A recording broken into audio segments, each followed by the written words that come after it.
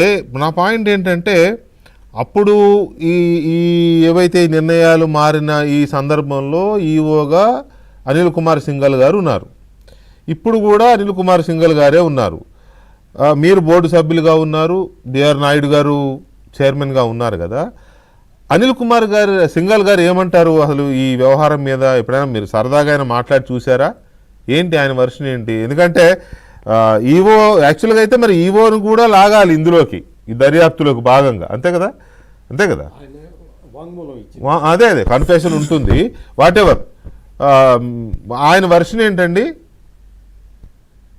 వారిని కూడా సిట్ అధికారులు పిలిచి విచారించారన్న ఆ రోజు ఏం జరిగింది విచారించి వారిని కూడా విచారించారు. మేమైతే దీని గురించి వాళ్ళతో మాట్లాడిన సందర్భం లేదు.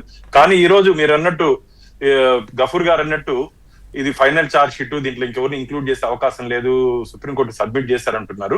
కానీ ఆప్షన్ ఉందన్న. మేము ఈ రోజు చైర్మన్ గారు మేము మాట్లాడుకోవడం జరిగింది. ఏదైతే మీరు ఎవరెవరు పెద్దవాళ్ళు మనం మాట్లాడుకున్నట్టు XYZ పేర్లు ఎందుకు లేవో దాని మీద రాబో ధర్మకర్తల మండలి మేము మాట్లాడి వాళ్ళ మీద టీటీడీ బోర్డు ఒక స్పెషల్ నోట్ పంపించేదాన్ని మేము సిద్ధంగా ఉన్నాం. అందుకని చెప్తున్నా, ఖచ్చితంగా ఎవరు తప్పించుకునే అవకాశం లేదు. ఎందుకు తప్పుకున్నారు అంటే అది కాదు సరే, అది తప్పించుకోవద్దు, ఎవరిని వదిలేదు లేదని అంటున్నారు, బాగానే ఉందిలే. కానీ నేను అనేది ఉద్దేశపూర్వకంగా వీళ్ళెవరన్నా తప్పించే ప్రయత్నం చేస్తుంటే వారి మీద కూడా చర్యలు తీసుకోవాలని చెప్తున్నాం.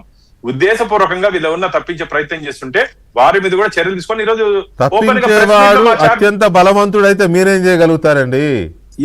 ఎంత బలవంతుడైనా మాకు స్వామివారి బలవంతుడన్నా, అది స్వామివారు క్షమించడం అనండి, కానీ మీరేం చేయలేరు. ఆయన బలం, ఆయన అనుగ్రహం మా మీద ఉంది.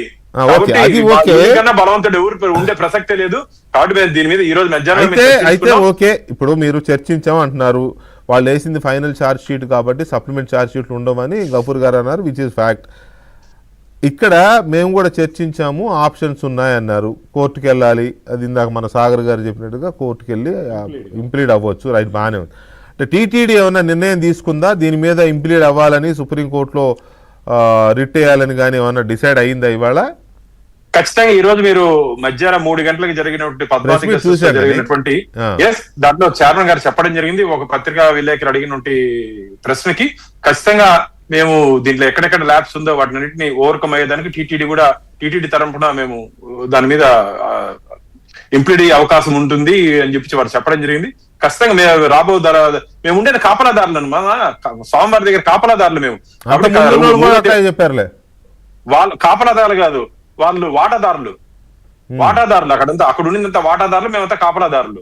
అంటే వాటాలు తెలిసిపోయింది కదన్నా. నేను అందుకనే చెప్తాను కదా, 2019 నుంచి 2024 వరకు అవినీతి, అపచారాలు, అక్రమాలకి నిలయంగా టీటీడీని చేసినటువంటి ఘనత వైసీపీ ప్రభుత్వానికి దక్కుతుంది. అది తిరుపతి దేవస్థానాలు కాదన్నా. అప్పుడు ఆ 2019 నుంచి 2024 వరకు వైసీపీ దేవస్థానంగా, జగన్మోహన్ రెడ్డి దేవస్థానంగా మార్చుకొని సిగ్గు లేకుండా దాచుకున్నారు డబ్బులు.